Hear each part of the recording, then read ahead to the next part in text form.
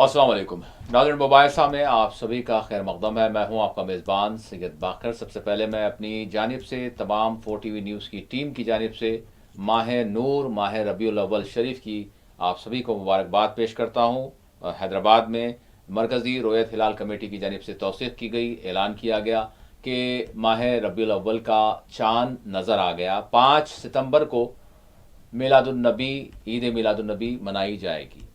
बहरहाल इसी से हम आगाज़ करेंगे, इस पर हम बात करेंगे कि ये माह रबीउल अव्वल वाक़अतन हमारे लिए एक तो खुशी का बाइस है, और उसके साथ साथ हमारे लिए क्या क्या वो पैगाम हैं जो ये इसमें हमको जो है हासिल करने चाहिए, क्या वो दर्स है जिसको हमको हासिल करना चाहिए, जिसको हमने छोड़ दिया है। इससे हम आगाज़ करेंगे और मुस्लिम दुनिया की सूरत हाल का, बिलखुसूस गाज़ा की सूरत हाल का जायज़ा लेंगे, और फिर हम देश की बात करेंगे पार्लियामेंट के मानसून सेशन के हवाले से। SIR को लेकर जिस तरह से हुकूमत एक जानिब है, इलेक्शन कमीशन एक तरफ है, और दूसरी जानिब अपोजिशन है, क्या कुछ मामला है, इस पर बात करेंगे। बिहार में वोट अधिकार यात्रा के हवाले से यात्रा चल रही है, उस पर हम नज़र डालेंगे, और इसके साथ साथ हम ओवरऑल जो इस वक्त मुल्क की सूरत हाल बनी हुई है उस पर भी नज़र डालेंगे। और नई तालीमी पॉलिसी जिसको लेकर अवाम में जिस तरह का एक शऊर बेदार होना चाहिए बिलखुसूस अक़लियतों के हवाले से, वो भी हम देखने की कोशिश करेंगे कि क्या वाकई लोग इससे अवेयर हैं या फिर बिल्कुल नाबलद हैं, और क्या कुछ कर दिया गया है, इस पर भी हमारी नज़र होगी। मेरे साथ इस वक्त स्टूडियो में मौजूद हैं डॉक्टर सैयद इस्लामुद्दीन मुजाहिद साहब, एक समाजी कारकुन, समाजी जहदकार, कॉलम निगार, सियासी तज्ज़ियाकार, क़ानूनदां और प्रोफेसर पॉलिटिकल साइंस। डॉक्टर साहब बहुत बहुत शुक्रिया, आपने वक्त दिया। अस्सलाम वालेकुम। डॉक्टर साहब, सबसे पहले माह रबीउल अव्वल का जो है आगाज़ हो चुका है, और यकुम रबीउल अव्वल यानी आज है, और 5 सितंबर को ईद मिलाद मनाई जाएगी। बहरहाल यहीं से मैं चाहूँगा कि हम आगाज़ करें, मुस्लिम दुनिया की सूरत हाल का भी जायज़ा लेंगे, और बिलखुसूस गाज़ा की जिस तरह की सूरत हाल बनी हुई है उस पर हम नज़र डालेंगे। जी डॉक्टर साहब। माह रबीउल अव्वल की आमद यकीनन सारी उम्मत मुस्लिमा के लिए एक खुशी और मसरत का ही मौका है। यकीनन नबी अकरम सल्लल्लाहु अलैहि वसल्लम की बिअसत मुबारका न सिर्फ मुसलमानों के लिए, न सिर्फ अहले ईमान के लिए, बल्कि सारी इंसानियत के लिए एक मुजदिर जाफिज़ा साबित हुई। आपकी आमद से पहले दुनिया की जो कुछ हालत थी, और आपकी आमद के बाद दुनिया में जो साल इनकलाब बर्पा हुआ, इस पर हम उलमा, वाइज़ीन और मुक़र्रिरीन से सुनते आते रहे। बहरहाल मैं सारी उम्मत मुस्लिमा को इस माह मुबारक की आमद पर मुबारकबाद देता हूँ, और तवक्को करता हूँ कि उम्मत मुस्लिमा नबी पाक सल्लल्लाहु अलैहि वसल्लम के उसवे हसना को अपनी ज़िंदगी का मिशन बनाएगी, और इनफरादी और इज्तिमाई ज़िंदगी में आपके अहकामात और आपके इरशादात पर अमल करने का जज्बा इस माह रबीउल अव्वल के ज़रिए हमारे अंदर पैदा होगा। जहाँ तक मुल्क की मौजूदा सूरत हाल है, इस पर हम गुफ्तगू करते रहे हैं अब तक, कि आप देख रहे हैं कि अभी 21 अगस्त को आप जानते हैं कि पार्लियामेंट का इजलास ख़त्म हुआ। 1 माह तक जारी रहे इस पूरे पार्लियामेंट के सेशन का अगर आप तज्ज़िया करें तो आपको सिवाय मायूसी के कुछ हासिल नहीं होगा है जी। आप जानते हैं कि पार्लियामेंट दरअसल जैसा कि कहा जाता है कि ये कानून की मंदिर होती है, और ये अवाम की तर्जुमानी का एक बेहतरीन प्लेटफार्म होता है, जहाँ पर अवामी मसाइल पर गुफ्तगू होनी चाहिए, मबाहिस होनी चाहिए। लेकिन बड़े अफसोस की बात यह है कि गुज़िश्ता चंद बरसों से हम देख रहे हैं कि पार्लियामेंट का हर इजलास हंगामा आराई का, हड़बोंग का, और इसी तरीक़े से आपस में एक दूसरे सियासी पार्टी के दरमियान टकराव का नतीजा बन रहा है, जिससे अवाम को कोई फ़ायदा हासिल नहीं हो रहा है। चुनांचे आप जानते हैं कि ये जो पार्लियामेंट का इजलास चलता है, अवामी टैक्स से इसके अखराजात की पाबंदी की जाती है। चुनांचे अभी गुज़िश्ता हफ्ते जो पार्लियामेंट का सेशन ख़त्म हुआ, इस पर सरकारी आदत शुमार के मुताबिक 248 करोड़ रुपये खर्च किए गए हैं। आप जानते हैं कि हिंदुस्तान कोई बहुत मालदार मुल्क नहीं है, यहाँ पर लोग सतह गुर्बत से नीचे ज़िंदगी गुजारने वालों की एक बड़ी तादाद मौजूद है। लेकिन पार्लियामेंट की कार्रवाई को चलाने के लिए अगर आप 2048 करोड़ रुपए खर्च करते हैं, तो लाजमी चीज़ है कि उसके ज़रिए से कुछ मुफीद नताइज हमारे सामने आनी चाहिए, कोई मुस्बित पॉलिसियाँ मुल्क में नाफिज होनी चाहिए। लेकिन आपने देखा कि जब ये इजलास शुरू हुआ, उस वक्त से लेकर आखिरी इजलास तक बरसर इख्तियार पार्टी ने हट धर्मी का रवैया अख्तियार किया। अपोजिशन पार्टियों की जानिब से चंद इश्यूज़ पर जो बहुत ही वाजबी मसाइल थे उस पर गुफ्तगू करने की मतलबा किया गया, उस पर बहस की बात की गई है। जैसा कि आप जानते हैं कि बिहार में जारी SIR के ताल्लुक से अपोजिशन की तमाम पार्टियों ने कहा कि इस बार लोकसभा में और राज्यसभा में बहस होनी चाहिए जी। लेकिन अफसोस की बात यह है कि मुल्क के वज़ीर दाखिला ये कहते हैं कि इलेक्शन कमीशन ऑफ इंडिया चूँकि दस्तूरी इदारा है और उसके जो इख्तियारात है दस्तूर ने बयान कर दिए हैं, अब उस पर कोई गुफ्तगू जो है ना, कोई सवाल जवाब पार्लियामेंट के सेशन में नहीं होगा।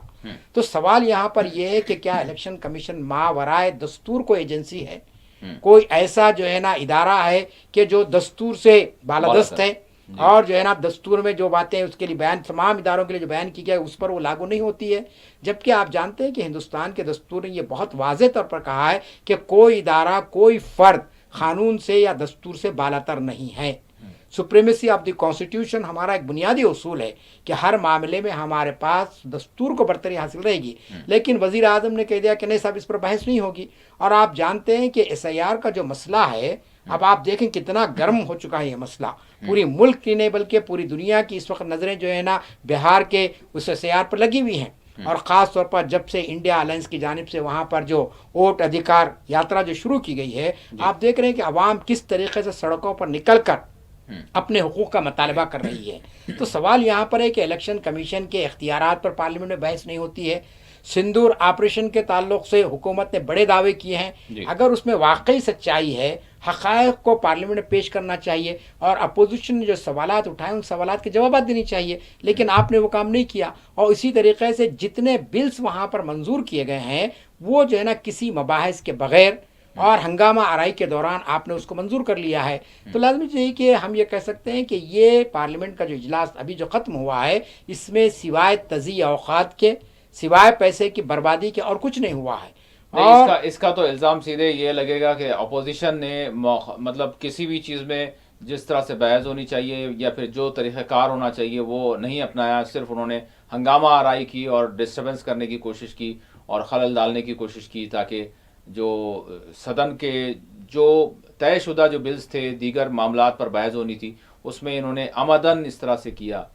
नहीं देखिए, पार्लियामेंट का जब इजलास शुरू होता है तो उससे पहले स्पीकर की सदारत में बाज़ाब्ता कुल जमाती इजलास मुनक़्क़िद होता है जी। सारी पार्टियां उसमें शरीक होती हैं और फिर स्पीकर के सामने लोकसभा में और राज्यसभा में चेयरमैन के सामने मसाइल को रख दिया जाता है कि भाई इस पर गुफ्तगू होनी चाहिए। ये इजलास चूँकि आप जानते हैं कि साल में 2 मरतबा होता है जी। और इसके अंदर अगर गुफ्तगू नहीं होगी और हुकूमत की पॉलिसियों की वजाहत अगर वहाँ नहीं की जाएगी तो फिर किस मुकाम पर आप जो है ना हुकूमत की पॉलिसियों को वाज़ेह कर सकेंगे। जैसा कि एक ही आप मुद्दे को ले लीजिए, एक ही मसला जो है बिहार क्या आप देख रहे हैं SIR का मामला है। आप देखा आपने कि शुरू दिन से जब से कि ये मुहिम वहाँ पर शुरू हुई है 26 जून से ये मुहिम का आगाज़ हुआ वहाँ पर, उस वक्त से अपोजिशन पार्टियों ने कहा कि साहब इसमें बहुत सारे खदशात पाए जा रहे हैं। चुनांचे जब 5 जुलाई के दूसरे हफ्ते में जब इजलास शुरू हुआ पार्लियामेंट का तो एक मौका था हुकूमत को ये बताने का कि भाई हम SIR के ज़रिए काम करने जा रहे हैं, लेकिन उन्होंने पूरी जिम्मेदारी इलेक्शन कमीशन के हवाले कर दी। और आपने देखा कि इलेक्शन कमीशन ख़ुद जो है ना सुप्रीम कोर्ट में आता है और अपनी वजाहत करता है और फिर आखिर में गुज़िश्ता आपने देखा कि साहब 21 अगस्त को चीफ इलेक्शन कमिश्नर एक प्रेस कॉन्फ्रेंस करते हैं और उस प्रेस कॉन्फ्रेंस के अंदर उन्होंने वो सवाल जो उठाए गए थे उसका उन्होंने कोई जवाब नहीं दिया, बल्कि उन्होंने भी वही बात दोहराई जो वज़ीर दाखिला ने कही थी कि साहब इलेक्शन कमीशन से सवाल करना दस्तूर की तौहीन है, दस्तूर की जो है ना खिलाफ वर्जी हो रही है। अब आप बताइए कि कोई सरकारी ओहदेदार अगर मनमानी करने लगे और अगर उससे सवाल किया जाए तो वो कैसे दस्तूर की तौहीन हो जाती है, क्योंकि दस्तूर ने तो उसके इख्तियारात के साथ साथ जिम्मेदारियां भी दी है, उसके हुदूद को जैसे मुतय्यन किया है। तो यहाँ पर सवाल ये पैदा होता है कि अगर आप पार्लियामेंट के अंदर मबाहिस की इजाज़त नहीं देते हैं तो फिर आप देख रहे हैं कि बिहार का मसला अब सड़कों पर आ गया है और गुज़िश्ता 5-6 दिन से आप देख रहे हैं कि वहाँ पर गुज़िश्ता इतवार से यानी 22 अगस्त से जो है ना जो यात्रा वहाँ पर शुरू हुई है, इसके अंदर न सिर्फ कांग्रेस न सिर्फ आपके RJD बल्कि सारी अपोजिशन पार्टियाँ उसमें जुड़ती चली जा रही हैं। आज के अखबारात की इत्तला के मुताबिक आप जानते हैं कि तमिलनाडु के चीफ मिनिस्टर ने कहा स्टालिन ने कि हम भी जो है ना उस यात्रा में शामिल होने जा रहे हैं। तो ये जो सूरत हाल पैदा होगी इसकी राज जिम्मेदारी बहरहाल हुकूमत पर आती है।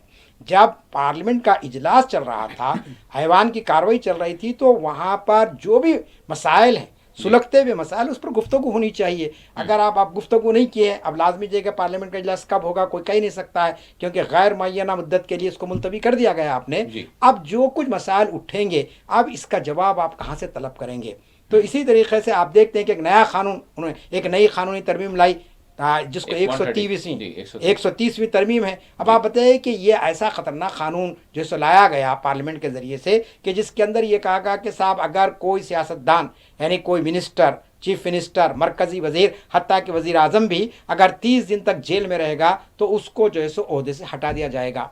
तब सवाल यहाँ पर यह है कि किसी भी बुनियाद पर किसी को भी जेल में डाला जा सकता है, किसी भी मिनिस्टर को, कोई अपोजिशन पार्टी की जानिब से कोई इल्ज़ाम लगाकर। तो फिर ये जमहूरियत कहाँ बाकी रहेगी? ये तो डिक्टेटरशिप हो जाएगी कि साहब कोई शख्स 30 दिन तक जेल में है, अब लाजमी चीज़ को वजारत से इस्तीफ़ा देना पड़ेगा, हत्ता कि वज़ीर आज़म के ओहदे से भी हटना पड़ेगा। तो अगर ये कानून आपको बनाना भी था तो ये बहुत ही हसास मौजू था। इस पर जो है ना 400, आप जानते हैं कि 45 अरकान है लोकसभा के हमारे, और राज्यसभा में 250 अरकान है। आपने किसी से कोई राय नहीं ली इस मामले में, और किसी को बहस की इजाज़त नहीं दी, और आनन फानन आपने जो है ना इस बिल को जो है मंजूर कर लिया। तो ऐसा महसूस होता है कि मौजूदा जो हुकूमत एनडीए सरकार, वो पार्लियामेंट का इजलास महज इसलिए तलब करती है ताकि अपने मनमानी क़वानीन को लाकर वहाँ पर आवाम के सामने पेश कर दिया जाए, अवामी नुमाइंदों के सामने, और उसको मनमानी अंदाज़ में मंजूर कर लिया जाए। लेकिन इसके बड़े दूरस्थ नताइज निकलने वाले हैं। आप देखिए कि किसान बिल के ताल्लुक से किसानों के खिलाफ में आपने 3 क़वानीन मंजूर किए थे, बनाए थे बाज़ाब्ता, लेकिन नतीजा क्या हुआ? अवामी एहतजाज इतना ज़बरदस्त हुआ कि आपको वो सियाह क़वानीन वापस लेने पड़े पार्लियामेंट के अंदर। तो ऐसी सूरत हाल पैदा हो सकती है। अब SIR के ताल्लुक से भी होने जा रहा है। आप देख रहे हैं कि अवामी एहतजाज जिस अंदाज में वहाँ पर यानी शुरू किया गया है, और यात्रा जिन जिन मकामात से गुजर रही है, हज़ारों लोग उसके अंदर शामिल होते जा रहे हैं। मैं चाहूँगा डॉक्टर साहब आपकी इजाज़त से, तेजस्वी यादव और राहुल गांधी ने आज जो प्रेस कॉन्फ्रेंस को मुखातब किया, बहरहाल सरकार की जानिब से, इलेक्शन कमीशन की जानिब से इस तरह के बयानात, इस तरह के इल्ज़ामात, इस तरह के दावों को मुस्तरद किया जा रहा है, खारिज किया जा रहा है कि जो कुछ भी बात कही जा रही है, यानी गोदी मीडिया जिस तरह से कहा जाता है, गोदी इलेक्शन कमीशन, ये तक भी जो है तेजस्वी यादव ने कह दिया। तो ये कहा जा रहा है कि लोग इसमें जौक दर जौक जो है जुड़ रहे हैं, जिस तरह से आपने कहा अभी, और लोग जो है अपने वोट के अधिकार को जो है जानने की कोशिश कर रहे हैं, और वो इसकी हिफाजत चाहते हैं। और बिहार में हम वोट की चोरी नहीं होने देंगे, जिस तरह से दीगर रियासतों में हुआ, जिस तरह से हरियाणा में उनका दावा, जिस तरह से कर्नाटक में हुआ, पंजाब में हुआ। तो बहरहाल उन्होंने क्या कहा दोनों ने, आप समाअत करें, उसके बाद डॉक्टर साहब से मैं मज़ीद सवाल करूंगा। हम स्पष्ट बातें बोलना चाहते हैं। चुनाव आयोग अब चुनाव आयोग नहीं रह गया है, वो गोदी आयोग रह गया। अब बीजेपी का पार्टी का जो सेल होता है, वैसे चुनाव आयोग जो है काम कर रहा है, एक बीजेपी का कार्यकर्ता बन करके, और लोकतंत्र बचाने के लिए, संविधान को बचाने के लिए, वोट का अधिकार को बचाने के लिए, और लोगों के अस्तित्व के बचाने के लिए राहुल गांधी जी और हम सब लोग इस यात्रा पे निकले हैं। और इस यात्रा पे एक बात स्पष्ट है कि जमीनी स्तर पे, गांव के इलाकों में भी हम लोग घूमे हैं। चुनाव आयोग की क्रेडिबिलिटी जो है खत्म हो चुकी है, और लोग जान रहे हैं, क्योंकि हर बूथ पे 50 के करीब वोटर्स के नाम गायब हुए हैं। कई ऐसे प्रमाण सुप्रीम कोर्ट से लेकर के हम लोगों ने पेश भी किए, जो जीवित है उसको मार दिया गया। लेकिन जो देश के प्रधानमंत्री हैं, इनसे झूठा प्रधानमंत्री आज तक हमने कभी नहीं देखा। अफवाह फैलाना और समाज में जहर बोने का काम इनसे बेहतर और कोई नहीं करता। आप देखिएगा प्रधानमंत्री जी गया यात्रा बहुत सक्सेसफुल है,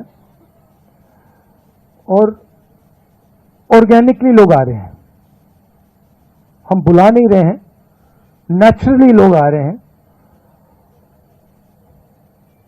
और ये क्लियर है कि जो बात हमने कही थी, वोट चोरी की जो बात कही थी, वो बिहार के करोड़ों लोग, लाखों नहीं, करोड़ों लोग उस बात को मानते हैं, एक्सेप्ट करते हैं। इसलिए आपको ये रिस्पॉन्स दिख रहा है। इलेक्शन कमीशन का काम सही वोटर लिस्ट देने का होता है और ये काम इन्होंने महाराष्ट्र में, हरियाणा में और कर्नाटक में नहीं किया। हमारा पूरा का पूरा प्रेशर इलेक्शन कमीशन का जो बिहेवियर है उसको बदलने के लिए है और हम छोड़ेंगे नहीं। जैसे मैंने कहा है, बिहार में हम आपको इलेक्शन चोरी नहीं होने देंगे। आप कुछ भी कर लो, आपने महाराष्ट्र का चोरी किया, आपने हरियाणा का किया, कर्नाटक में हमने साफ दिखाया कि वो चोरी हुआ है, यहां हम नहीं करने देंगे। नाज़रीन, अभी आपने सुना। डॉक्टर साहब, मैं आपसे जानना चाहूँगा कि जिस तरह से यानी वोट के हक के हवाले से, वोट के तहफ़्फ़ुज़ के हवाले से ये जो यात्रा चल रही है, अगरचे हम बिहार में इसको देख रहे हैं, लेकिन ये जो SIR का मामला है, क्या आपको लगता है कि सिर्फ बिहार के हद तक रहेगा? क्योंकि ये आगे क्या बढ़ेगा, ये सवाल है मेरा। और फिर इसके साथ क्या वो शऊर बेदारी की मुहिम भी जो है आगे बढ़नी चाहिए? और जिस तरह से हिफाजत की बात की जा रही है, तो क्या वाकई ये जो कुछ पिछले चंद दिनों के दौरान हुआ है, वाकई उसी तरह से शफाफ जिस तरह से इंतखाबात होने चाहिए वो होंगे? क्योंकि इलेक्शन कमीशन का जो प्रेस कॉन्फ्रेंस सामने आई, अब लोगों को जो जागरूक किया जा रहा है, क्या आपको लग रहा है? और फिर सुप्रीम कोर्ट का भी जो इसमें इस्तिफसार रहा है, जो कुछ इलेक्शन कमीशन से सुप्रीम कोर्ट ने भी कहा है, ये सारी चीज़ों को आप देखने के बाद क्या आप इस पर नज़र रखते हैं, क्या कहेंगे? आपके एक सवाल में कई सवालात पोशीदा हैं जी। पहला सवाल तो आपने ये किया कि ये जो मुहिम है क्या बिहार के हद तक महदूद रहेगी। हम पहले दिन से ये कह रहे हैं और सारी सियासी पार्टियों का ये ख़ान है कि ये मुहिम जो इलेक्शन कमीशन ने शुरू की है, ये सिर्फ बिहार के हद तक महदूद नहीं रहेगी, बल्कि जहाँ जहाँ जिस रियासत में इलेक्शन होगा वहाँ पर जो है ना पूरी तरीके से ये जो है ना इसकी जो है ना ये मशक कराई जाएगी। चुनाचे आप देख रहे हैं कि बिहार के बाद SIR के हवाले से कह रहे हैं, SIR के हवाले जी मैं SIR के हवाले से कह रहा हूँ कि बिहार के हद तक ये मुहिम नहीं रहेगी, बल्कि इसको पूरे मुल्क में ये मुहिम जारी रखी जाएगी। जहाँ जहाँ इलेक्शन का मरहला आता जाएगा या फिर इलेक्शन ना भी हो तो बहरहाल इलेक्शन कमीशन कहेगा कि भाई ये हमारा यानी हमारी दस्तूरी जिम्मेदारी है कि फहरिस्तों को जो है सो दोबारा शाये किया जाए, नज़रसानी उस पर की जाए। चुनांचे आप देख रहे हैं कि ख़ास तौर पर बिहार के अलावा आसाम, बंगाल, ये वो रियासतें जिसको इलेक्शन कमीशन टारगेट कर रहा है और इसको टारगेट करने का मकसद ये है कि मैं बहुत वाज़ेह अंदाज में कहना चाह रहा हूँ कि ख़ास तबके को उनको शहरियत के हुकूक़ से महरूम कर देना, उनको वोट डालने के हक़ से महरूम कर देना।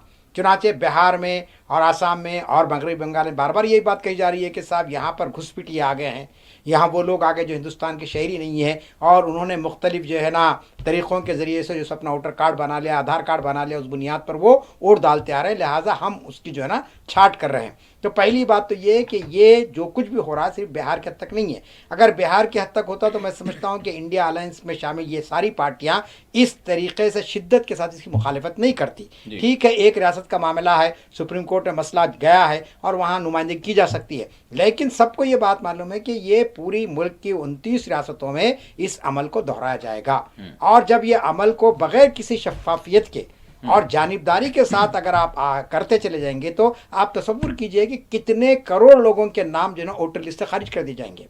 एक बिहार की सूरत हाल आपके सामने है, इलेक्शन कमीशन के मुताबिक 65 लाख लोगों के नाम आपने हज़फ कर दिए हैं। गैर सरकारी ज़राए तो कुछ इससे और कई गुना ज़्यादा बता रहे हैं। आप जानते हैं कि बिहार में तकरीबन 8 करोड़ वोटर्स हैं और 30 दिन के अंदर आपने ये मरहला मुकम्मिल कर लिया है कि 25 जून से लेकर आप 25 जुलाई तक और उसके बाद 21 अगस्त को आपने फेरिस्त भी शामिल कर दी। अब जब सुप्रीम कोर्ट से फिटकार पड़ी इलेक्शन कमीशन ऑफ इंडिया पर तो अब उन्होंने कहा कि साहब हम जो है ना 21 सितंबर तक तारीख रखें इसको। और जैसा कि सुप्रीम कोर्ट ने अभी आप देखें कि 2 दिन पहले उन्होंने कहा कि आधार कार्ड को भी आप बाइसेते शामिल करें। 11 जो दस्तावेजात है उसके अंदर एक जो है ना आपकी आधार कार्ड भी होगा, वरना अब तक आप देख रहे थे कि इलेक्शन कमीशन ने किस तरीके का हठधर्मी का रवैया इख्तियार किया। एक दो नहीं कई समाअतों के दौरान सुप्रीम कोर्ट के फाजिल जज साहिबान बार बार मुतमईन करने की कोशिश कर रहे थे कि चीफ इलेक्शन कमिश्नर को और उनके तमाम जिम्मेदारों को कि भैया आप आधार कार्ड को और वोटर शनाख्ती कार्ड को और राशन कार्ड को ले लीजिए, इसमें कोई खबात नहीं है। लेकिन आपने देखा कि किस चाबुक दस्ती के साथ उन्होंने उस मसले को टाल दिया اور سپریم کورٹ کو کہا کہ نہیں صاحب یہ چونکہ یہ چیزیں جو ہے نا شہری شناخت کو ظاہر نہیں کر سکتی ہے، لہٰذا ہم اس کو نہیں قبول کر سکتے ہیں کیونکہ لوگوں نے جو ہے نا اپنے طور پر اس کو بنا لیا اور بہت سے جعلی ہے۔ تو سپریم کورٹ نے کیا جواب دیا کہ بہت سی سرٹیفکیٹس اور بہت سے صداقت نامے جو جعلی ہو سکتے ہیں، اس کی آپ کو تحقیق کرنی چاہیے، لیکن اس بنیاد پر آپ جو ہے نا کسی کے دستوری حق کو محروم نہیں کر سکتے، کیونکہ آدھار کارڈ ہو یا ووٹر شناختی کارڈ ہو یا راشن کارڈ ہو، یہ حکومت کی جانب سے جاری کیا جاتا ہے۔ اگر کسی شخص کو غلط مل رہا ہے تو اس کی ذمہ داری بھی حکومت کی ایجنسیوں پر آتی ہے۔ بالکل۔ تو سپریم کورٹ نے اس کو بات کیا، اور اس کے بعد جب سپریم کورٹ نے بہت کچھ سرزنش کی تو آپ دیکھیں کہ 2 دن پہلے سپریم کورٹ نے کہا کہ آپ کو قبول کرنا پڑے گا آدھار کارڈ۔ اور کیوں قبول کرنا پڑے گا؟ اس لیے کہ تقریباً اس وقت بہار کے اندر 80% لوگوں کے پاس آدھار کارڈ موجود ہے۔ جی ہاں۔ تو آپ دیکھیے الیکشن کمیشن کی نیت کہ جو چیز عوام کے پاس آسانی سے سہولت طریقے سے ہے اور جس کو وہ پیش کر سکتے ہیں، آپ نے اس کو روک لگا دی۔ آپ نے کہا کہ نہیں صاحب برتھ سرٹیفکیٹ آپ کو پیش کرنا پڑے گا، جبکہ ایک بڑی اکثریت پورے ہندوستان کے اندر آپ دیکھ لیجئے ان کے پاس برتھ سرٹیفکیٹ نہیں ہے۔ اور اس کے بعد آپ نے کہا کہ صاحب میٹریکولیشن کا سرٹیفکیٹ ہونا چاہیے، جبکہ بہار کے اندر تعلیمی پسماندگی بہت زیادہ ہے، 40 to 45% لوگوں وہاں پر میٹرک کا امتحان کامیاب کیے ہیں۔ تو پھر آپ بتائیے 55% جو لوگ ہیں، 55%، کیا آپ ان کو ووٹر نہیں بنائیں گے؟ کیا ان کو ووٹ دینے کے حق سے آپ محروم کر دیں گے؟ تو یہ سب سے بڑا سوال وہاں پر تھا کہ ایسی دستاویزات سوچ سمجھ کے ایک منصوبے کے تحت لائی گئی کہ جس کے ذریعے سے شہریوں کو ووٹ ڈالنے کے حق سے خارج کر دیا جائے۔ جبکہ الیکشن کمیشن کا کام کیا ہے؟ خود سپریم کورٹ نے نوٹ کیا اور کہا کہ الیکشن کمیشن کا کام تو یہ ہے کہ وہ انصاف کی بنیاد پر لوگوں کو شامل کرے ووٹر لسٹ کے اندر، ان کا اخراج عمل میں نہ لائے۔ انکلوژن ہونا چاہیے نہ کہ ایکسکلوژن ہونا چاہیے، اور الیکشن کمیشن پہلے دن سے ایکسکلوژن پر تلا ہوا ہے۔ آپ جو ہے نا ماننے کے لیے تیار نہیں کہ یہ شخص جو ہے سو ووٹ ڈالنے کا حق رکھتا ہے، کسی نہ کسی حوالے سے، کسی نہ کسی بہانے سے آپ جو ہے نا وہاں کے لوگوں کو تنگ کر کے رکھ دیا ہے۔ تو اب کم از کم یہ امید بنی ہے کہ الیکشن کمیشن آدھار کارڈ کو جب قبول کرے گا، اور پھر دوسری سہولت انہوں نے دی کہ صاحب آن لائن بھی آپ داخل کر سکتے ہیں فارم کو، آپ کسی بوتھ پر جانے کی لوگوں کو ضرورت باقی نہیں رہے گی، اور اس میں اندر سیاسی پارٹیاں بہرحال اگر رول ادا کریں گی، اپنا ذمہ داری کو سمجھیں گی، تو آپ دیکھیں گے کہ جو 65 لاکھ جو ووٹرس کے نام نکل گئے ہیں ان میں سے اکثریت کو آپ شامل کر سکتے ہیں۔ ہم بھی یہ کہہ رہے ہیں کہ صاحب اگر کسی کا انتقال ہو گیا ہے، کوئی جو ہے نا ڈبل نام کہیں پر آ گیا، تو آپ نکال دیجئے اس کو، لیکن آپ صرف اپنے طور پر جس کو آپ کہیں گے خیالی تصور آپ لا لیے ہیں اور کہا کہ ایک زندہ شخص کو آپ نے مردہ قرار دے دیا ہے۔ راہل گاندھی نے آپ دیکھیں کہ ان لوگوں کو پیش کیا جن کو جو ان کے ساتھ چائے نوشی کی باضابطہ انہوں نے جن کو مردہ قرار دے دیا گیا تھا۔ یہ تو چند لوگ تھے، لیکن ایسے ہزاروں لوگ ہیں جن کا نام جیسے ووٹر لسٹ پہ اس بنیاد پر نکال دیا گیا کہ وہ دنیا سے رخصت ہو گئے ہیں۔ نقل مکانی کی بات ہے کہ صاحب مائگریشن کا معاملہ ہے، آپ جانتے ہیں کہ بہار میں سب سے زیادہ جو مزدور ہے وہ مائگریٹ ہوتے ہیں کیونکہ وہاں پر روزگار کے زیادہ مواقع نہیں ہیں، لیکن جب الیکشن آتا ہے، جب کوئی تہوار آتا ہے تو یہ لوگ اپنے وطن کو واپس ہوتے ہیں، چاہے مسلمان ہو، ہندو ہو یا کوئی طبقے کا ہو۔ لیکن اب آپ نے کیا کہا کہ نہیں صاحب آپ وہاں مستقل رہیں گے تو آپ ووٹ ڈال سکیں گے، اگر آپ نہ وہاں سے ہٹ گئے ہیں، آپ مائگریٹ ہو گئے ہیں، آپ مہاجر مزدور بن گئے ہیں، تو آپ کا نام فہرست میں سے نکال دیا جائے گا، جبکہ اس کی وہاں پر جائیداد ہے، وہاں پر اس کے کھیت کھلیان ہیں اور اس کے بچے وہاں پر پڑھ رہے ہیں، بہت سے ثبوت مل سکتے ہیں۔ تو یہ جو صورتحال پیدا ہوئی، آپ جانتے ہیں کہ یہی ہر دھرمی کا رویہ اور یہی غیر لچکدار رویے نے انڈیا الائنس میں شامل پارٹیوں اور دیگر اپوزیشن پارٹیوں کو مجبور کر دیا کہ وہ الیکشن کمیشن کے خلاف میں جو ہے نا اپنی مہم کا آغاز کریں۔ چنانچہ یہ ووٹ ادھیکار یاترا جو شروع کی گئی ہے انڈیا الائنس کی جانب سے، یہ دراصل رد عمل ہے۔ اگر الیکشن کمیشن پہلے مرحلے میں بات کو مان لیتا اور سپریم کورٹ کی ہدایت پر اگر عمل کر لیتا تو ہم سمجھتے ہیں کہ یہ صورتحال وہاں پہ نہیں پیدا ہو سکتی ہے۔ اب ایک اہم بات میں آپ سے کہنا چاہ رہا ہوں کہ بہار میں الیکشن کمیشن کو اس طریقے سے آخر کیوں استعمال کیا جا رہا ہے، ایک سیاسی ہتھیار بنا کر؟ تو اس سے یہ تجزیہ نگار صاف طور پر کہہ رہے ہیں کہ صاحب بہار میں این ڈی اے کی حکومت اب بنانے کی کوئی چانسز باقی نہیں رہے وہاں پر، کیونکہ نتیش کمار صاحب نے جو وعدے کیے تھے وہ پورے وعدے نہیں کر سکے انہوں نے، اور پھر انہوں نے سیکولرزم کے نام پر ووٹ حاصل کیا تھا۔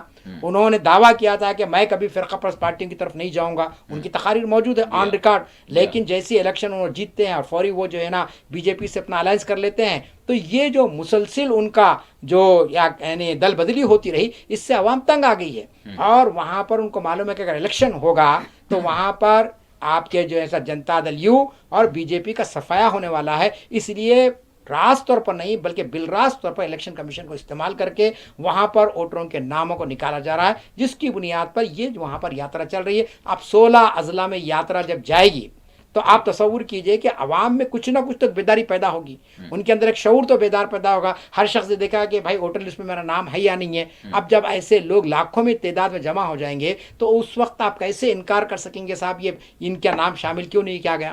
کیا یہ بہار کے شہری نہیں ہے؟ تو ہم سمجھتے ہیں کہ یاترا کا بہت بڑا اثر پڑے گا، کیونکہ آپ جانتے ہیں کہ راہل گاندھی نے گزشتہ دنوں میں باضابطہ پاور پریزنٹیشن کے ذریعے بتایا کرناٹک کے ایک اسمبلی حلقے کا کہ کس طریقے سے وہاں پہ دھاندلیاں ہوئی ہے، کس طریقے سے وہاں پر جو ہے سو ووٹوں کو چوری کیا گیا. لیکن افسوس کی بات ہے کہ چیف الیکشن کمشنر نے سنجیدگی کے ساتھ راہل گاندھی ہو یا تیجسوی یادو ہو ان کے بیانات کا سنجیدگی سے نوٹ لینے کے بجائے ایک سیاسی ترجمان کے طور پر پریس کانفرنس کی اور وہ سارے الزامات کا جواب دیے بغیر انہوں نے الٹا ان پر وار کر دیا اور لیڈر آف اپوزیشن کو انہوں نے کہا کہ 7 دن کے اندر آپ ہماری نوٹس کا جواب دیں. نام انہوں نے نہیں لیا راہل گاندھی کا، ایک الگ بات ہے، لیکن جو لوگ الزامات عائد کریں الیکشن کمیشن پر وہ 7 دن میں اس کا جواب دے ورنہ وہ قوم سے معافی مانگے.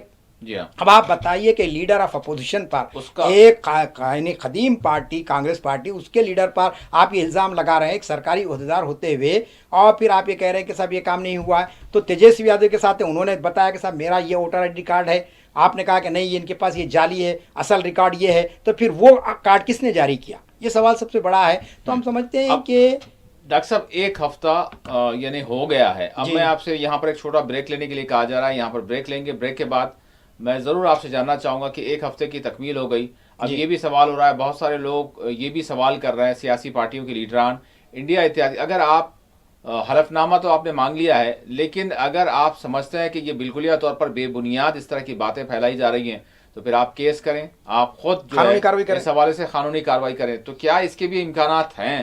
کیونکہ کوئی بھی چیز عجب نہیں رہی ہے ہمارے ملک میں. تو اس حوالے سے میں آپ سے جاننا چاہوں گا. ایک چھوٹا سا یہاں پر بریک لیتے ہیں، بریک کے بعد دوبارہ حاضر ہوں گے. ناظرین بریک کے بعد مباحثہ میں آپ سبھی کا دوبارہ خیر مقدم ہے. ڈاکٹر صاحب بس اس حوالے سے، اس کے بعد پھر ہم نیو ایجوکیشن پہ پالیسی کے حوالے سے میں آپ سے جاننا چاہوں گا، لیکن اس حوالے سے کہ کیا کوئی کارروائی وغیرہ واقعی ہو سکتی ہے؟ دیکھیے الیکشن کمیشن نے یہ بات کہی کہ صاحب آپ 8 دن کے اندر 7 دن کے اندر آپ کو جواب دینا ہے، اور اگر آپ جواب نہیں دیں گے تو قوم سے معافی مانگنا ہے. اور دوسرا انہوں نے کہا کہ بھئی آپ اعلان بازی کے بجائے حلف نامہ داخل کریں. تو یہاں سوال یہ ہے کہ صاحب ہر رکن پارلیمنٹ یا رکن اسمبلی جب اپنے عہدے کا حلف لیتا ہے تو وہ حلف ہی ہوتا ہے، دستور کا حلف لیا جاتا ہے باضابطہ کہ میں جو بھی کام کروں گا دستور کے مطابق کروں گا اور اس میں کوئی جیسے بھید بھاؤ نہیں کروں گا. تو آپ بتائیے کہ ایک مرتبہ لوک سبھا میں راہل گاندھی نے حلف لے لیا ہے اور اب اس کے بعد بار بار آپ کا یہ کہنا ہے کہ بھئی حلف نامہ داخل کریے، تو یہ بات کوئی سمجھنے والی بات نہیں ہے. سپریم کورٹ میں جج صاحبان خود غور کریں گے کہ بھئی یہ جو مطالبہ الیکشن کمیشن نے کیا بالکل غیر واجبی ہے.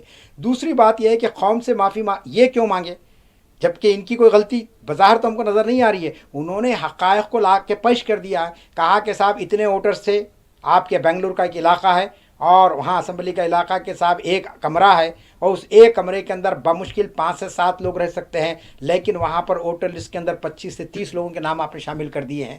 آپ نے جو ہے ڈور نمبر لکھا ہے 0 ڈور نمبر، کبھی بھی آج تک آپ بھی ہم بھی نہیں سنے ہیں، اور خود راہل گاندھی نے کہا کہ آج تک ہم کو بھی نہیں معلوم ہے کہ بھائی کوئی مکان بغیر ڈور نمبر کے رہتا ہے. اس کی توجہ انہوں نے کیا کی کہ صاحب سڑکوں پر جو لوگ ہیں ان کو ہم رکھ رہے ہیں. اور آپ نے دیکھا کہ بھائی 70 سال کی ایک خاتون ہیں وہ جیسے رجسٹر کرا رہی اور اس کی عمر 18 سال لکھی جا رہی وہاں پر. تو یہ جو سوالات اٹھائے گئے ہیں اور اس کے ثبوت دیے گئے باضابطہ، اس روشنی میں الیکشن کمیشن کو جواب دینا چاہیے تھا. اب بجائے اس کے کہ آپ یہ کہہ رہے ہیں کہ آپ قوم سے معافی مانگیے، تو راہل گاندھی تو آپ جانتے کہ انہوں نے اس مسئلے کو عوامی عدالت میں رکھ دیا ہے. ہم کانگریس کے کوئی نمائندے نہیں ہیں، نہ آپ ہیں نہ میں ہوں، لیکن جو سچائی ہے وہ جیسو عوام کے سامنے آنی چاہیے کہ انہوں نے جو بات بیان کی ہے کہ صاحب یہ میرے پاس ریکارڈ ہے، 6 مہینے کی ہم نے محنت کی ہے. اور باضابطہ آپ دیکھیں کہ ان سے یہ کہا گیا تھا کہ بھئی آپ جو ہے نا ہم کو ڈیجیٹل ڈیٹا فراہم کیجئے، تو الیکشن کمیشن نے صاف انکار کر دیا.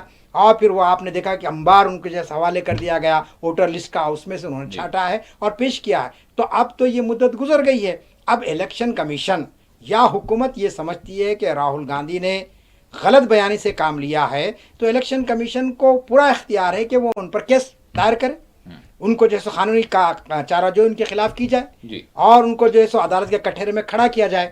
لیکن ہم کو معلوم ہے کہ یہ کام الیکشن کمیشن نہیں کر سکے گا. اس لیے نہیں کر سکے گا کہ جو باتیں بیان کی گئی وہ حقائق پر مبنی ہیں اور اس کا انکار کرنا، اس کو جھٹلانا ناممکن ہے. اس لحاظ سے یہ بات انہوں نے بغیر نام لے کے اس بات سے کہی کہ قانون سے بچنے کے لیے کہ صاحب میں نے راہل گاندھی سے نہیں کہا تھا کہ بھائی وہ قوم سے معافی مانگے، بلکہ انہوں نے کہا کہ جو لوگ الزامات ہم پہ لگا رہے ہیں وہ اس کا جو ثبوت دینے کی کوشش کریں۔ تو میں سمجھتا ہوں کہ الزامات در الزامات کے بجائے الیکشن کمیشن کا کام یہ ہے کہ وہ ان سیاسی پارٹیوں کے نمائندوں کو، اس کے لیڈرز کو کے ساتھ ایک مشاورت کرے، ایک نشست رکھیں، باضابطہ ایک میٹنگ رکھیں، اور اس کے اندر ان کی جو شکایات ہے اس کا ازالہ کرنے کی کوشش کریں، اس کو دور کرنے کی کوشش کریں۔ یہ ایک طریقہ ہوتا ہے جمہوریت کے اندر۔ دیکھیے جمہوریت کے اندر ٹکراؤ یا تصادم نہیں ہے۔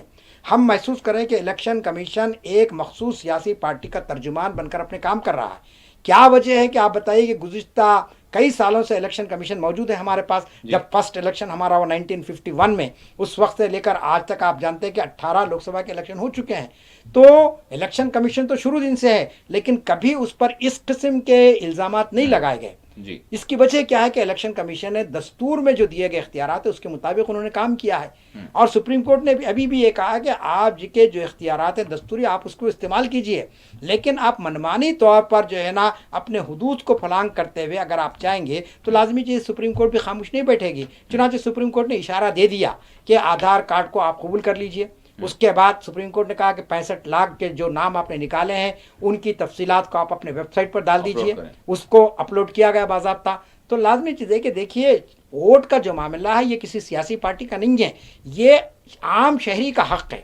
اگر الیکشن کمیشن جیسا ادارہ اگر ایک عام شہری کو جس ملک میں پیدا ہوا ہے، اس کے کچھ سیاسی حقوق حاصل اس کو حاصل ہے، کچھ سماجی حیثیت اس کی ہے، اگر اس کو اس سے آپ محروم کر دیتے ہیں ایک لخت طور پر بغیر کسی دعوے کے، جب آپ نے کہہ دیا کہ صاحب آپ کا نام نہیں رہے گا اس کے اندر، اب اس کو آپ چیلنج کرتے بیٹھیے عدالت کے اندر لے جا کر، عہدیداروں کے پیچھے پھرتے رہیے، تو اگر آپ کسی کا نام نکالتے ہیں تو اس کا ثبوت بھی آپ کو دینا پڑے گا، بتانا پڑے گا کہ بھئی کیوں ان کا نام شامل نہیں کیا گیا۔ اور پھر آخری بات میں آپ سے کہنا چاہتا ہوں کہ بہار میں آپ نے 2003 کے اندر ایک ووٹر لسٹ بنا دی تھی، جی ہاں، اور 2003 سے لے کر 2025 کوئی بڑا عرصہ نہیں گزرا ہے، جی ہاں، اور اس کے دوران میں کوئی بڑے الیکشن بھی وہاں پر نہیں آئے۔ ایک اسمبلی کا الیکشن ہوا اور لوک سبھا کا الیکشن ہوا 2024 میں۔ 2003 کی لسٹ کی بنیاد پر آپ نے وہاں پر لوک سبھا کا الیکشن کرایا، تو کیا وہ الیکشن غیر قانونی تھا؟ کیونکہ آپ یہ کہہ رہے ہیں کہ 2003 کے اندر جو نام ہے بہت سے اس کے اندر جعلی نام ہیں، وہ لوگ شہری نہیں ہیں وہاں کے ووٹر نہیں ہیں۔ تو پھر سوال یہاں پہ یہ پیدا ہوتا ہے کہ 2003 سے جتنے بھی الیکشن ہوا پہ اسمبلی کے ہو یا پارلیمنٹ کے ہو، تو پھر یہ کیا جعلی الیکشن تھے؟ اس وقت آپ نے کیوں ایکشن اس پر نہیں لیا؟ تو کہنے کا مطلب یہ ہے کہ جب نومبر میں الیکشن ہونے والے تھے اسی سال، تو آپ کا کام تھا کہ نومبر تک آپ انتظار کر لیتے اور اعلان یہ کر دیتے کہ صاحب جن ووٹرز کے نام چھوٹ گئے ہیں ان کو آپ شامل کر لیجئے، جیسا کہ جن کی عمر 18 سال نہیں تھی اس وقت 2003 میں، اب 2024 میں 25 میں اگر وہ 18 سال کے ہو گئے ہیں تو ان سے کہا جاتا ہے کہ آپ اپنے ناموں کو انرول کیجئے، یا پھر وہ لوگ جو کسی غفلت کی وجہ سے اپنے نام نہیں شامل کر سکے ان سے کہا جاتا ہے کہ بھائی وہ اپنے دستاویزات پیش کریں، اپنا پروف پیش کریں، اپنا نام شامل کر لیں۔ تو اب آپ بتائیے اس پر اتنا ہنگامہ ہی نہیں ہوتا تھا، اور اتنے جو ہے نا الیکشن کمیشن پر سوالات کی بوچھاڑ بھی نہیں ہوتی تھی۔ سوالات ہی نہیں بلکہ اب یہ الزامات ہو چکے ہیں، اور ایسے الزامات ہیں کہ جس کو آپ جھٹلانا ممکن نہیں رہا الیکشن کمیشن کے لیے۔ لیکن ہم دیکھ رہے ہیں کہ الیکشن کمیشن کا رویہ اس معاملے میں بڑا ہی غیر لچکدار ہے، وہ سیاسی پارٹیوں کو خاطر میں لانے کے تیار نہیں ہے، جبکہ جمہوریت کا پورا دار و مدار سیاسی پارٹیوں کی کارکردگی پر ہوتا ہے۔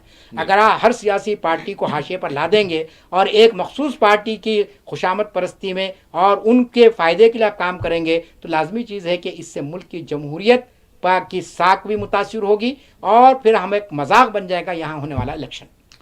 ڈاکٹر صاحب اب ہم بات کریں گے نیو ایجوکیشن پالیسی 2020 کے حوالے سے۔ میں آپ سے جاننا چاہوں گا کہ آپ تو ماشاءاللہ اس حوالے سے آپ خود ایک اکیڈمیشین ہیں، تو اس حوالے سے شعور بیداری کے لیے بہت سارے پروگرامز، بہت سارے پلیٹ فارم، بہت سارے آرٹیکلز، اور خود اس پلیٹ فارم سے بھی آپ نے کئی مرتبہ جو ہے اس یعنی نیو ایجوکیشن پالیسی کے حوالے سے بہت ساری باتیں کہی ہیں، بتائی ہیں کہ کیا کیا تبدیلیاں اس میں کی گئی ہیں اور اس کے اثرات کیا کیا ہیں۔ کیا میں چاہوں گا کہ دوبارہ پھر سے اس کو جو ہے آپ بتائیں، اور دوسری چیز یہ ہے کہ کیا واقعی جن لوگوں کے حوالے سے کہا جا رہا ہے جو اس کی وجہ سے متاثر ہوں گے، تو کیا ان میں بھی شعور بیدار ہو رہا ہے، وہ بھی جان رہے ہیں کہ واقعی یہ نیو ایجوکیشن پالیسی کیا ہے، یا پھر سبھی نے اس کو اڈاپٹ کر لیا ہے، جہاں جہاں اب یہ متعارف کی جائیں گی، انٹروڈیوس کی جائیں گی اور نصاب میں شامل کیا جائے گا؟ ایکچوئل یہ معاملہ کیا ہے، اور لوگ کیا واقعی اس سے اویئر ہیں، ہو رہے ہیں؟ جی دیکھیے کوئی بھی جو پالیسی ہوتی ہے حکومت کی، اس کی کچھ خوبیاں بھی ہوتی ہے، کچھ خامیاں بھی ہوتی ہیں. جی ہم کسی بھی پالیسی کو اطلاق طور پر رد نہیں کر سکتے ہم، اور نہ ہی بغیر اس کو پڑھے کے سمجھے کے اس کی تعریف کرنے لگے. ہم، جہاں تک نئی قومی تعلیمی پالیسی جو 2020 میں نافذ کی گئی ملک میں اندر قانون کے ذریعے سے، باضابطہ پارلیمنٹ کے قانون کے ذریعے، آپ جانتے ہیں کہ جیسا کہ ابھی یعنی 21 اگست کو حکومت نے جو مظاہرہ کیا 130ویں ترمیم جس طریقے سے قانون کی گئی دستور میں، اسی طریقے سے آپ جانتے ہیں قومی تعلیم پالیسی کو لایا گیا پارلیمنٹ کے اندر. جبکہ آپ جانتے ہیں کہ پورے ملک میں حالات بڑے ہی نازک تھے اور ہنگامی دور سے ملک گزر رہا تھا. شاید کووڈ کا پیریڈ بھی چل رہا تھا اس وقت. اب آپ جانتے ہیں کہ کووڈ کی بلا میں پوری دنیا اس وقت مبتلا تھی، ہر ایک کو اپنی جان پیاری تھی. ایسے وقت آپ نے ایک بہت ہی نازک اور بہت ہی حساس مسئلہ جس کا تعلق آنے والی نسلوں سے ہے، آنے والے نسلوں کی تعمیر جو ہوگی وہ تعلیم کی بنیاد پر ہوگی. تعلیم جس انداز کی دی جائے گی ویسے ہی یہ ملک ترقی کرے گا. چنانچہ آپ نے ایسے ہنگامی دور میں جبکہ لوگوں کی جانوں کے لالے پڑے ہوئے تھے، آپ نے پارلیمنٹ کے اندر جو ہے نا اس پالیسی کو لا دیا. اور اس کا اعلان کرنے سے پہلے جو بل لایا گیا، حکومت نے دعویٰ کیا تھا کہ صاحب ہم اس پر مباحث کریں گے. چنانچہ بہت سارے اکیڈمیشنز کے لیے کمیٹیاں بنائی گئی باضابطہ، اور کہا گیا کہ جن کو بھی اس پر کوئی شکوک و شبہات ہیں وہ اپنی رائے دے سکتے ہیں. چنانچہ آپ جانتے ہیں کہ جب پارلیمنٹ میں بل لایا گیا اس کے بعد سے اس کی مخالفت شروع ہوئی، اور بہت سی سیاسی پارٹیوں نے، بہت سے ماہرین تعلیم نے اور خود تعلیمی ادارے چلانے والوں نے قومی تعلیمی پالیسی کے اندر جو کچھ بھی خرابیاں تھیں، جو کمزوریاں تھیں، اس کی نشاندہی کی باضابطہ اور حکومت کو پیش کیا گیا. لیکن افسوس کی بات یہ ہے کہ حکومت نے کسی تجویز کو نہیں قبول کیا، اور منوعاً جو پالیسی انہوں نے انٹروڈیوس کی تھی پارلیمنٹ کے اندر، وہی پالیسی جو ہے سو ملک میں نافذ کر دی گئی. اس کا نتیجہ کیا نکلا ہے کہ آپ دیکھ رہے ہیں کہ مغربی بنگال نے کہہ دیا اسی وقت کہ ہم قومی تعلیم پر عمل نہیں کریں گے. تمل ناڈو نے اعلان کر دیا کہ ہم اس پالیسی پر عمل نہیں کریں گے. کرناٹک کے اندر یہ پالیسی پر عمل نہیں ہو رہا ہے. خود ہماری تلنگانہ کی حکومت بھی آپ جانتے ہیں کہ نئی قومی تعلیمی پالیسی کے تعلق سے ابھی کوئی واضح موقف اختیار نہیں کی ہے. اس کی وجوہات کیا ہیں؟ سب سے پہلی وجہ تو یہ یاد رکھ لیجئے کہ تعلیم کا جو شعبہ ہے وہ اسٹیٹ گورنمنٹ کے تحت ہے، ریاستوں کے تحت ہے، مرکز کے تحت نہیں ہے. ہائی اسکول کی جو تعلیم ہے، اس سے اعلیٰ جو تعلیم ہے، ڈگری اور پوسٹ گریجویشن اور ریسرچ وغیرہ، یہ جو ہے نا مرکز کے تحت آتے ہیں. اور وہ بھی ایک ادارہ ہے جس کو آپ UGC کہتے ہیں، یونیورسٹی گرانٹس کمیشن. وہ جو ہے نا طے کرتا ہے سلیبس کیا ہونا چاہیے، کس قسم کا کورس ہونا چاہیے وغیرہ وغیرہ. تو یہاں پر سب سے بڑا مسئلہ یہ تھا کہ صاحب یہ جو ریاستوں کا حق ہے تعلیم کا معاملہ، آپ نے اس میں مداخلت کر دی. اور ہائر ایجوکیشن جو ہے وہ آپ کے یعنی ہمارے پاس 3 قسم کی فہرست ہیں، آپ جانتے ہیں. ایک مرکزی فہرست ہے، ایک آپ کی ریاست کی فہرست ہے، اور ایک مشترکہ فہرست ہے. اعلیٰ تعلیم مشترکہ فہرست میں ہے، تو آپ نے اس میں ریاستوں سے کوئی رائے نہیں لی اور مرکزی طور پر آپ نافذ کر دیا. لہذا دستور کے ماہرین نے کہا کہ یہ قومی تعلیمی پالیسی جو حکومت نے لائی ہے یہ ملک کے وفاقی ڈھانچے کے خلاف ہے، فیڈرلزم کے خلاف ہے. کیونکہ آپ جانتے ہیں کہ ہمارا ملک مکمل طور پر نہ فیڈرل ہے، نہ یونٹری ہے، نہ وحدانی ہے اور نہ وفاقی ہے. بلکہ امبیڈکر نے یہ کہا تھا کہ عام حالات کے اندر ہمارا ملک فیڈرل رہے گا اور ہنگامی حالات کے اندر یہ ملک یونٹری بن جائے گا. تو اب یہاں پر ہنگامی حالات تو نہیں تھے، آپ کا کام تھا کہ ریاستوں سے مشورہ کیا جاتا، لیکن آپ نے ریاستوں سے کوئی مشورہ نہیں کیا اور ایک پالیسی آپ نے مسلط کر دی. تو سب سے پہلی بات یہ ہے کہ یہ ریاستی آزادی کی میں مداخلت ہے، ریاستی امور میں مداخلت ہے. آپ جانتے ہیں کہ 66 سبجیکٹ ایسے ہیں، امور ایسے ہیں جس میں ریاستوں کو قانون بنانے اور نافذ کرنے کا اختیار حاصل ہے، جس میں تعلیم بھی شامل ہے. آپ نے جو ہے نا مداخلت کی اور اس طریقے سے آپ منمانی طور پر ایک پالیسی کو ملک میں نافذ کرنا چاہتے ہیں. اب آپ دیکھیں کہ جو پالیسی بنی ہے، میں مختصر اس کا جو مخفف بنتا ہے LLSM، یہ اس کا بنایا گیا. اس میں کیا ہے، L کیا ہے، L سے مراد یہ کہ لینگویج، اور دوسرا ہے L سے مراد لٹریچر، تیسرا جو S ہے اس سے مراد اسپورٹس، اور M جو وہاں پر موجود ہے وہ میوزک کے معاملے میں ہے.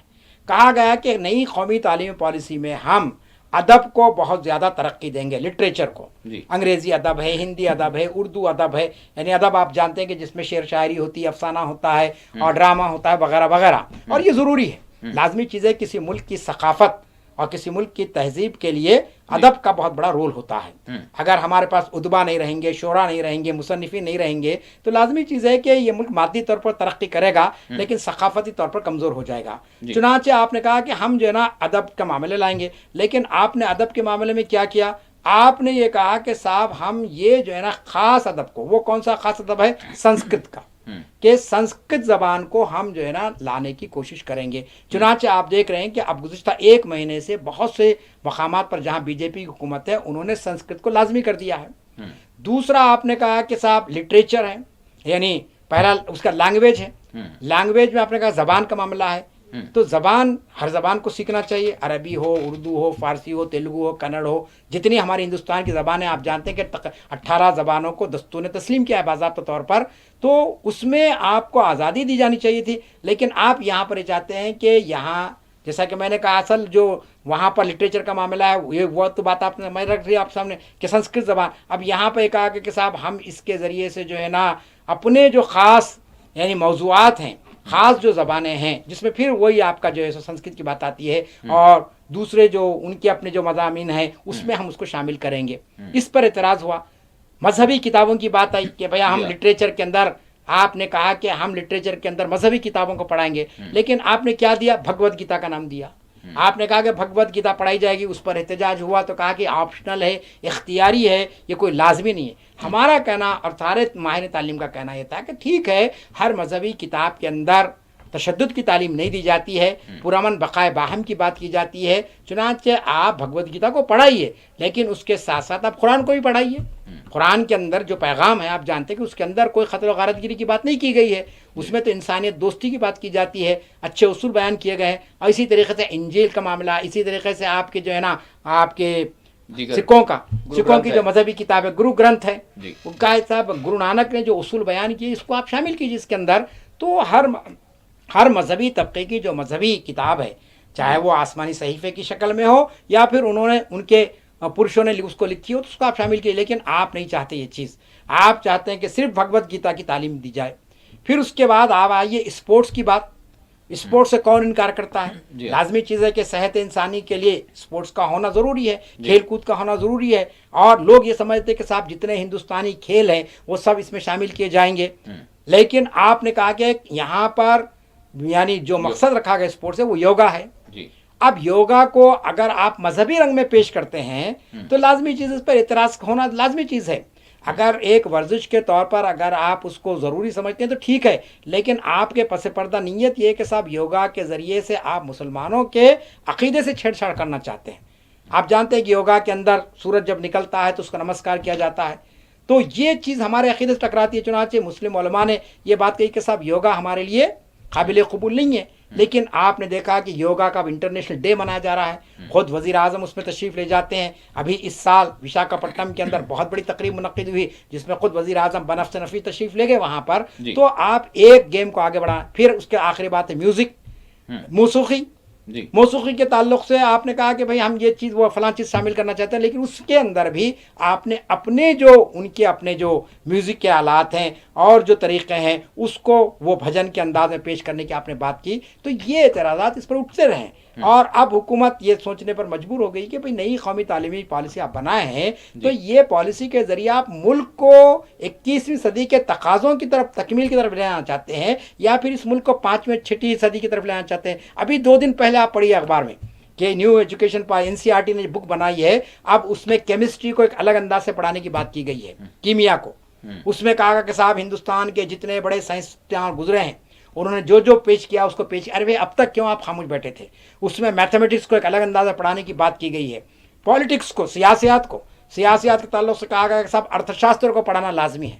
میں سیاسیات کا طالب علم میں رہا ہوں، استاد بھی رہا ہوں، 30 سال میں نے سیاسیات پڑھائی ہے، انٹرمیڈیٹ سے لے کر پوسٹ گریجویٹ سطح تک۔ میں آپ کو دعوے کے ساتھ کہتا ہوں کہ ارتھ شاستر کو یہاں کے غیر مسلم پروفیسر تک پڑھ کر سمجھ نہیں سکتے ہیں، اس کی زبان اتنی یعنی دقیق ہے۔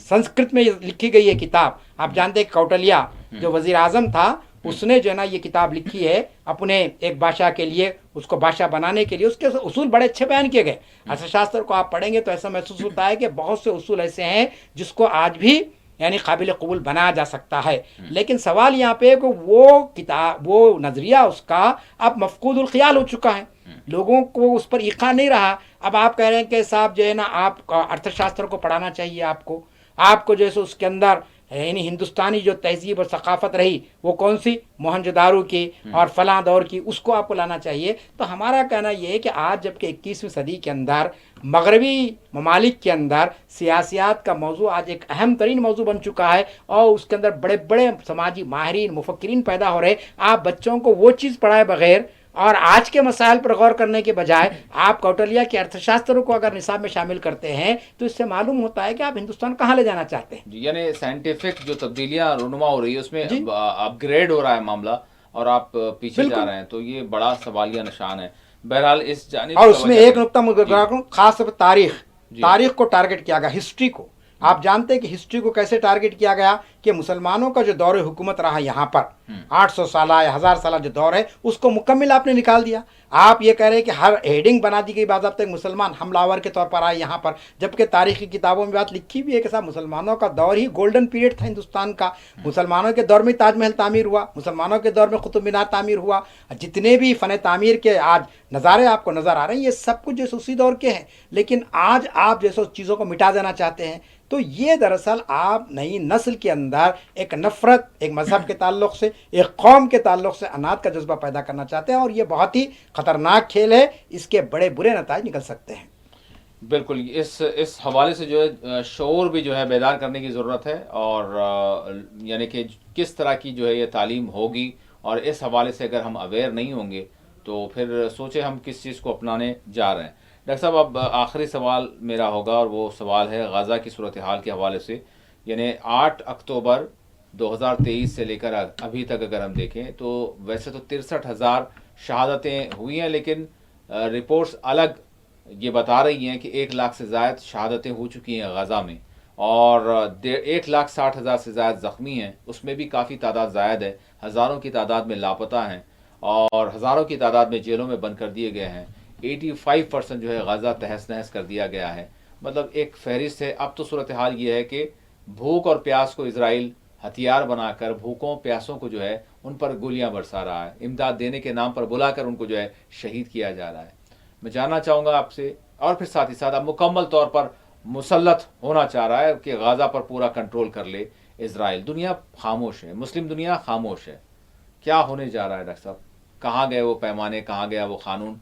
अब तो अक़वाम मुत्तहिदा भी कह रहा है, मान रहा है कि यहाँ पर क़हत साली है और फाका कशी से जो है 21वीं सदी का। जी बताइए। गज़ा की जो सूरत हाल इस वक्त हमारे सामने है, मैं कह सकता हूँ कि हमारे पास अल्फाज नहीं है कि किस अंदाज में उसको बयान किया जाए। 23 माह का अरसा गुजर चुका है। आप जानते हैं कि 7 अक्टूबर 2023 से इसराइल जिस बर्बरियत पर उतर आया है उसके बाद से कोई दिन ऐसा नहीं है कि उसने गज़ा के मासूम अवाम पर बमबारी न की हो। आपने 65,000 70,000 की बात की, मैंने इससे पहले भी गुफ्तगू में रखा था। बात ये कि बाज़ाब्ता एक जरीदा है जो आपके लंदन से शाया होता है जिसका नाम लॉनेस्ट है और उसकी रिपोर्ट बाज़ाब्ता अरब न्यूज़ में शाया हुई है। आज से तकरीबन 6 महीने पहले उन्होंने कहा था कि साहब 1,80,000 से ज़्यादा फ़लस्तीनी जो है ना इस यानी नस्ल कुशी में जो है ना अपनी जानों से हाथ धो बैठे हैं। इसमें महाज जंग के भी लोग शामिल है, इसमें वो लोग भी है जो हॉस्पिटलों में बमबारी के ज़रिए उनको मारा गया है, स्कूलों में पढ़ने वाले बच्चे भी मौजूद हैं और रिहायशी इलाकों के लोग भी हैं। तो आप देखिए कि इस तरीक़े की जो वहाँ पर जो सूरत हाल इस वक्त पैदा हो चुकी है, हम समझते हैं कि चंगेज़ खान और हलाकू भी शायद शर्मिंदा होंगे नेतन्याहू के इस बर्बरियत पर।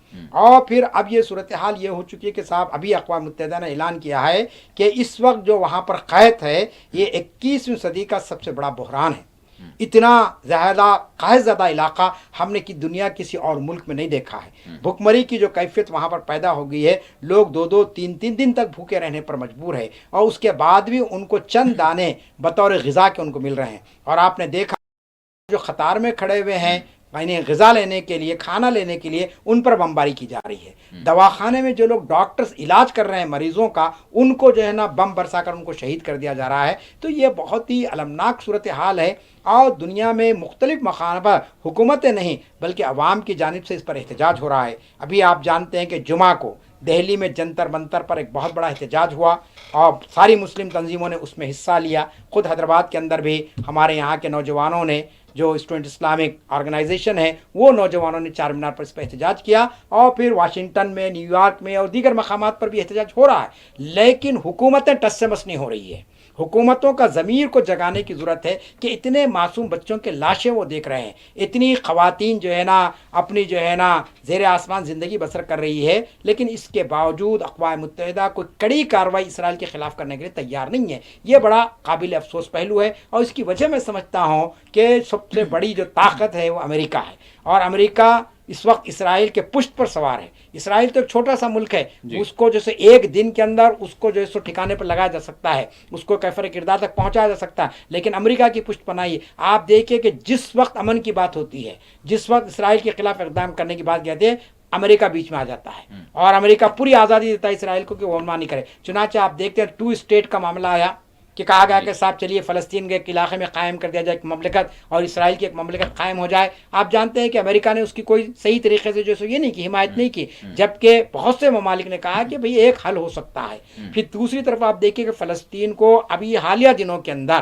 فرانس نے تسلیم کیا ہے، کینیڈا نے تسلیم کیا ہے، اور بڑے بڑے ممالک نے اس کو بحیثیت مملکت کے تسلیم کیا ہے۔ 140 سے زائد ممالک اس وقت فلسطین کی بحیثیت مملکت کو تسلیم کرتے ہیں، لیکن اسرائیل کی بربریت نہیں رک رہی ہے۔ تو معلوم یہ ہوتا ہے کہ اسرائیل اپنے عزائم کو پورا کرنے کے لیے آخری انتہا پر آ چکا ہے۔ چنانچہ اب اس نے جو پلان دیا ہے آپ جانتے ہیں وہ یہی ہے کہ صاحب غازہ پر پورا کنٹرول ہو جائے۔ اچھا، وہ یہ کہہ رہا ہے کہ صاحب ہم غازہ پر کنٹرول اس لیے کر رہے ہیں وہاں پر حماس کو بے دخل کرنے کے لیے، وہاں کی جو عسکری طاقتیں ان کو بے دخل کرنے کے لیے ہم فلسطینی عوام کو کوئی نقصان نہیں پہنچائیں گے۔ اگر یہ بات ہے تو پھر یہ جو ہزاروں کی تعداد میں آپ بم برسا کر لوگوں کی جان لے رہے ہیں، پھر یہ کیا ہے؟ عام لوگوں کی جانیں آپ لے رہے ہیں۔ اور پھر آج غازہ کا جو علاقہ ہے آپ جانتے ہیں کہ 40 کلومیٹر کی ایک پٹی ہے یہ، اور اس کے اندر 22 لاکھ کی آبادی ہے غازہ کی، اور یہ 22 لاکھ کی آبادی آپ جانتے ہیں کہ در بدر بھٹک رہی ہے، ان کے لیے کوئی جائے پناہ موجود نہیں باقی رہی ہے۔ تو ایسے حالات کے اندر جبکہ آپ جانتے ہیں کہ اسرائیل کا قیام تو ہو کر 78 سال ہوئے، صرف ناجائز غیر آئینی سمجھے نا آپ، اور بالکل غیر انسانی ایک ایسی مملکت جس کا کوئی وجود نہیں تھا۔ آپ جانتے ہیں کہ 14 مئی 1948 کو وہاں پر بڑی طاقتیں جو برطانیہ وغیرہ تھے انہوں نے وہاں پر قائم کیا، اور قائم کر کے آپ پورے فلسطین پر اس کا قبضہ کرانا چاہتے ہیں، تو اس سے بڑھ کر بددیانتی کی بات کیا ہو سکتی ہے؟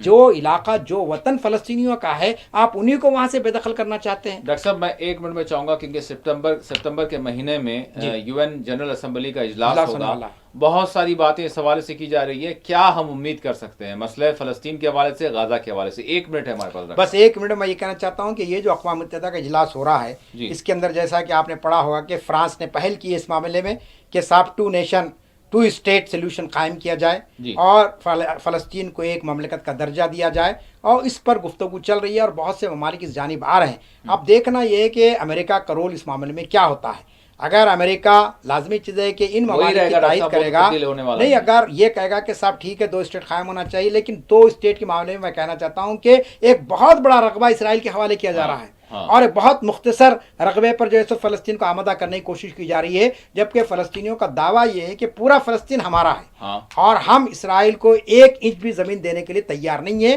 کیونکہ وہ ناجائز طور پر وہاں پر اپنا قبضہ جمایا ہوا ہے۔ تو اس معاملے میں انصاف سے کام لینے کی ضرورت ہے، اور انصاف کا تقاضا یہ کہ پورا فلسطین فلسطینیوں کے حوالے کیا جائے، اور اسرائیلی مملکت کا وہاں سے خلا خما کر کے امریکہ اپنی اس پسندیدہ قوم کو اپنی جائے پناہ میں لے لے، اپنے علاقے میں اس کو قائم کر لے، تو اس پر کسی کو بھی اعتراض نہیں ہو سکتا ہے، کیونکہ یہ پورا علاقہ عربوں کا ہے، فلسطینیوں کا ہے۔ اگر وہاں پر 2 ریاستی حل نکالا بھی جائے گا تو پھر آپ دیکھیں گے 1 2 سال 6 مہینے کے اندر پھر اسرائیل اپنی دہشت گردی پر اتر آئے گا اور دنیا کا امن خطرے میں رہے گا۔